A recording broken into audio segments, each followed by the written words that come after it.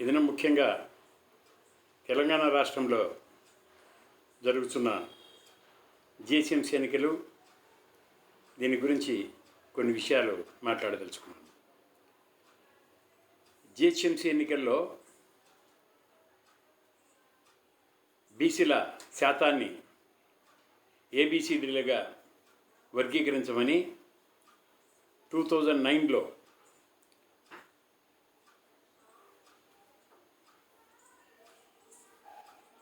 దవే గారు, chief justice Dave గారు మరియు రమేష్ రంగరాజన్ గారు ఉన్న ధర్మాసనం 29/7/2009లో తీర్పునివ్వడం జరిగింది. దాన్ని అమలు చేయాలంటే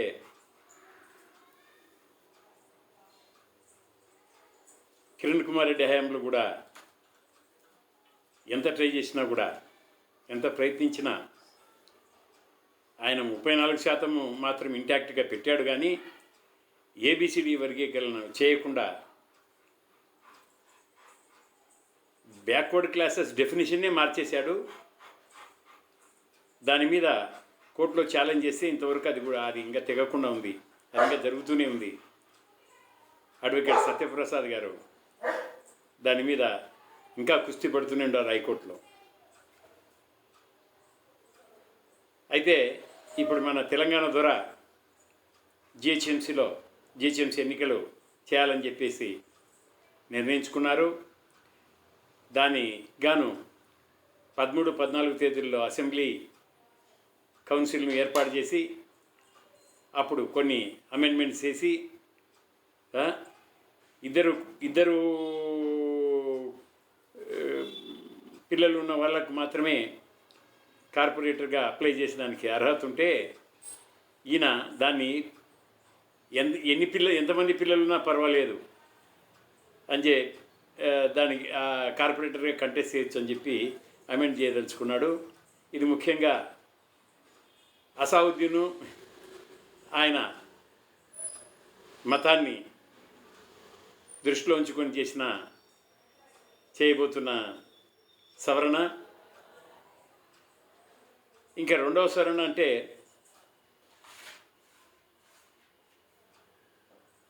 ఇంకా కొన్ని బ్యాక్వర్డ్ క్లాసెస్ లేకపోతే రిజర్వేషన్ తగ్గించడము. ఎందుకంటే కార్పొరేషన్ ఇంతకుముందు మున్సిపాలిటీలో జరిగిన ఎన్నికల్లో 2019 Telangana act, constitution of municipalities councils and municipal corporations 2019 Telangana ఇది. కానీ ఈ యాక్ట్ వచ్చేసి 2019 యాక్ట్, తెలంగాణ యాక్టు జిహెచ్ఎంసీకి వర్తించదు. జిహెచ్ఎంసీకి సపరేట్ కాన్స్టిట్యూషన్ ఉంది, సపరేట్ యాక్ట్ ఉంది. దానికి గ్రేటర్ మున్సిపల్ హైదరాబాద్ యాక్ట్ అది ఉంది. దాన్ని ఇప్పుడు అమెండ్ చేయబోతున్నాడు దొర. మళ్ళీ మున్సిపల్ యాక్ట్లో మీరు ఒకసారి గమనిస్తే డెఫినేషన్స్ అండి, మొట్టమొదటి అన్ని డెఫినేషన్స్ ఏమని చాప్టర్లో ప్రిలిమినరీ అండ్ డెఫినేషన్స్. ఈ డెఫినేషన్స్లో అన్ని డెఫినేషన్లు ఇచ్చాడు, కానీ బ్యాక్వర్డ్ క్లాసెస్ డెఫినేషన్ ఇవ్వలే. షెడ్యూల్ క్యాస్ట్ ఇచ్చాడు, షెడ్యూల్ ట్రైబ్స్ ఇచ్చాడు, ముస్లిం మైనారిటీస్ అన్నీ ఇచ్చాడు. బట్ బ్యాక్వర్డ్ క్లాసెస్ మర్చిపోయినాడు దొర డెఫినేషన్ ఇవ్వడం. దాని తర్వాత స్ట్రైట్ అవే 50% కుదించేసినాడు రిజర్వేషన్స్. ఎస్సీ ఎస్టీ బీసీలకు ఇంక్లూడింగ్ బీసీలు 50% కుదించినాడు. అదే మీరు అంటే దేని ప్రకారం చేశాడు? ఇవి 50% పంచాయతీరాజ్ చట్టంలో 2018లో 201 క్లాజులో ఏమనుంది? బీసీ ఫైనాన్స్ కార్పొరేషన్స్తో గణన చేసిన బీసీ జనాభాను మాత్రమే పరిగణలోకి తీసుకోవాలి పర్సంటేజ్ ఇచ్చేదానికి. అయితే ఈ పర్సంటేజ్ ఎవరు ఫిక్స్ చేయాలి? మన రాజ్యాంగము 73-74 సవరణలతో రాజీవ్ గాంధీ గారు ఏం చేశారంటే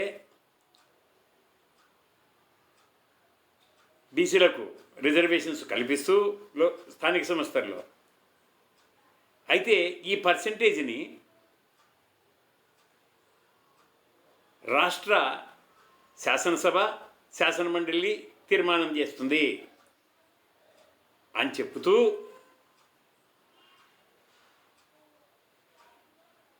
అప్పుడు అమెండ్మెంట్ చేయడం జరిగింది. రాష్ట్ర శాసనసభ అసెంబ్లీకి అధికారం ఇచ్చిన తర్వాత రాష్ట్ర శాసనసభ రాష్ట్ర కౌన్సిల్ అధికారాలు ఇచ్చిన తర్వాత 1993లో ఏం చేశారంటే అప్పుడు ఇంకా బీసీ కార్పొరేషన్ది రాలే, కోఆపరేటివ్ బీసీ ఫైనాన్స్ కార్పొరేషన్ దీంట్లోకి రాలే చట్టంలోకి. అప్పటి చట్ట ప్రకారము బ్యూరో ఆఫ్ స్టాటిస్టిక్స్ అది సర్వే చేయాల్సిన అవసరం ఉంది. ఆ సర్వే ప్రకారము 39.39 అని చెప్పేసి తేల్చారు. దానివల్ల 34% అప్పుడు శాసనమండలి శాసనసభ అంగీకారంతో 34% 1993 నుంచి ఇప్పటి వరకు 2018-19 వరకు కొనసాగుతూ వచ్చింది. మన దొర చేంజ్ చేయడం తప్ప. ఉమ్మడి ఆంధ్రప్రదేశ్ రాష్ట్రంలో కూడా చాలా ట్రై చేశారు, కానీ దీన్ని 34 కంటే కుదించి 50% లోపలిని దేవాల అన్ని రిజర్వేషన్స్ను ఎస్సీ ఎస్టీ బీసీలదని, కానీ అది సాధ్యపడలే.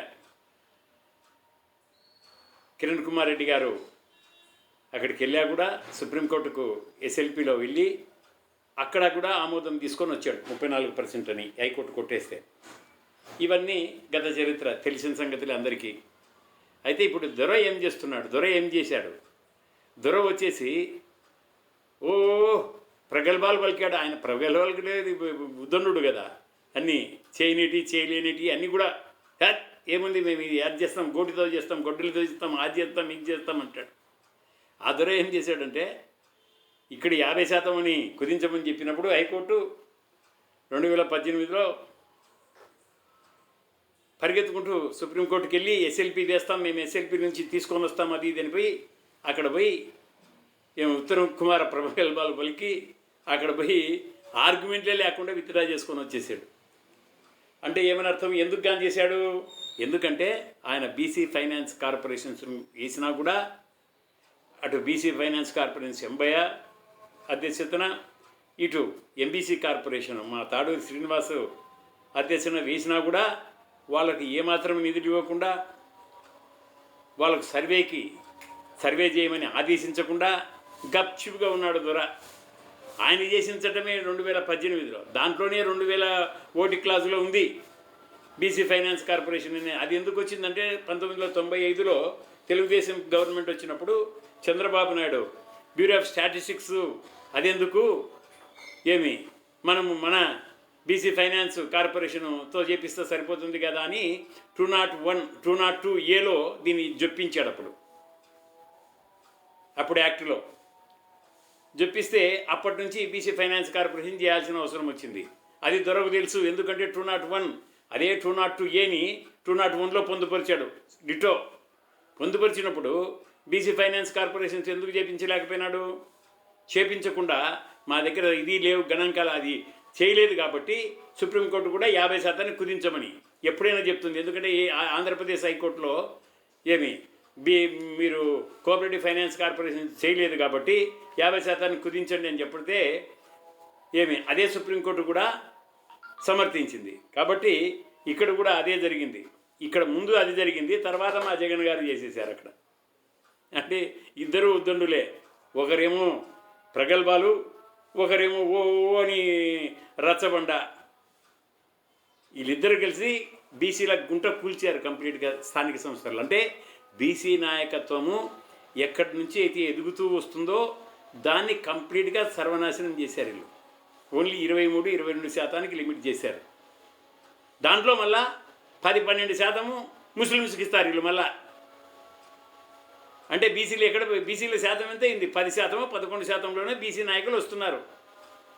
ఇది బీసీలంతా అర్థం చేసుకోవాల్సిన అవసరం ఉంది. అర్థం చేసుకొని కంప్లీట్గా టీఆర్ఎస్ గండి కొట్టాల్సిన అవసరం ఉంది. జిహెచ్ఎంసీ ఎన్నికల్లో కనీసం జిహెచ్ఎంసీ ఎన్నికల్లోనన్నా బీసీల డెఫినేషన్ పొందుపరుస్తారా? దొరగారు, కేసీఆర్ గారు పొందుపరచండి. లేకపోతే మేము ఉండామా లేదా అనేది కూడా మీకు ఉనికి తెలియకుండా ఉంది. ఎందుకంటే డెఫినేషన్స్లో ఎస్సీలు ఉంది, ఎస్టీలు ఉంది, అన్ని మైనార్టీ అన్నీ ఉన్నాయి, కానీ బీసీలు మాత్రం లేదు 2019 మున్సిపాలిటీ యాక్ట్లో. కాబట్టి ఇదన్నా ఇప్పటికైనా కూడా గమనించి ఏమి బీసీల డెఫినేషన్ కూడా దాంట్లో చేరుస్తే కిరణ్ కుమార్ రెడ్డి కాలంలో మేము ఛాలెంజ్ చేసినట్టు ఇప్పుడు కూడా మీ కాలంలో కూడా మేము ఛాలెంజ్ చేస్తాం హైకోర్టులో. తర్వాత దుబ్బాక ఎన్నికల్లో నేను కోరుకునేది ఏమిటంటే ఎప్పుడు కూడా మీరంతా అపోజిషన్ పార్టీస్ అన్నీ కూడా విభజనకు గురై ప్రతి ఒక్కరు ఒక్కొక్క క్యాండిడేట్ని పెడితే గెలిచేది టీఆర్ఎస్ఏ. కానీ మీరందరూ ఒకటిగా అయ్యి ఓల్డ్ మ్యాన్ అండ్ 4 సన్స్ మనం గుర్తు చేసుకోవాల్సిన అవసరం ఉంది. ఒక ఓల్డ్ మ్యాన్ చనిపోతూ 4 పిల్లల్ని పిలిచి నాయనా అని ఒక కట్టెలు ముట్టిస్తాడు, 4 కట్టెలు కట్టి దీన్ని మీరు తుంచండి అంటే ఫస్ట్ వాడు తుంచలేకపోతాడు, రెండో వాడు తుంచలేకపోతాడు, మూడో వాడు తుంచలేకపోతాడు, 4గో వాడు తుంచలేకపోతాడు. దాన్ని తిప్పదీసి ఒక్కొక్క కట్టేస్తే పట పట పట పట ప్రతి ఒక్కరు తుంచేస్తారు. ఇదిరా నాన్న, కాబట్టి గుర్తుపెట్టుకోండి, అందరూ కలిసి ఉండాలి, అప్పుడే మీకు బలం ఉంటుంది అని చెప్పేసి చెప్పడం జరిగింది. అదే దీని కథను మనం గుర్తుపెట్టుకొని అపోజిషన్ పార్టీస్ అన్నీ కూడా 1 to 1 టీఆర్ఎస్ను 1 to 1 మీరు ఎదిరించాల్సిన అవసరం ఉంది. అప్పుడు టీఆర్ఎస్ గడ్డి కరిచే అవకాశం కూడా ఉంది. కాబట్టి మీరు 1 to 1 చేస్తారని చెప్పేసి మీరంతా ఒకటై ఏమి తమ్మినేని సీతారాం గారు ఆల్రెడీ లెఫ్ట్ పార్టీస్నంతా కలిసి చేస్తున్నారు. అట్లనే ఏమి బీజేపీ కూడా ఇక్కడ ఏం చేస్తాయిదేమో, వాళ్ళేమో ఇనుకోరు. వాళ్ళు ఏమంటే కనుక మేము సెంటర్లో ఉన్నాం. సెంటర్లో ఉంటే స్టేట్లో ఏమైందా? స్టేట్లో ఏమీ లేదు కదా మీకు. అందువల్ల మీరు కూడా ఆలోచించండి. 1 to 1 ఒక్కసారి మనం ఓడించామంటే దుపాకులో తర్వాత మాత్రం దొర కిందికి పోవడమే, గ్రాఫ్ పైకి వచ్చేది ఉండదు. ఇది గమనిస్తారని చెప్పేసి ప్రజలందరూ, ఓటర్స్ అందరూ గమనిస్తారని వేడుకుంటూ నా ఈ దినము సమస్యను ముగిస్తున్నాను. నమస్తే.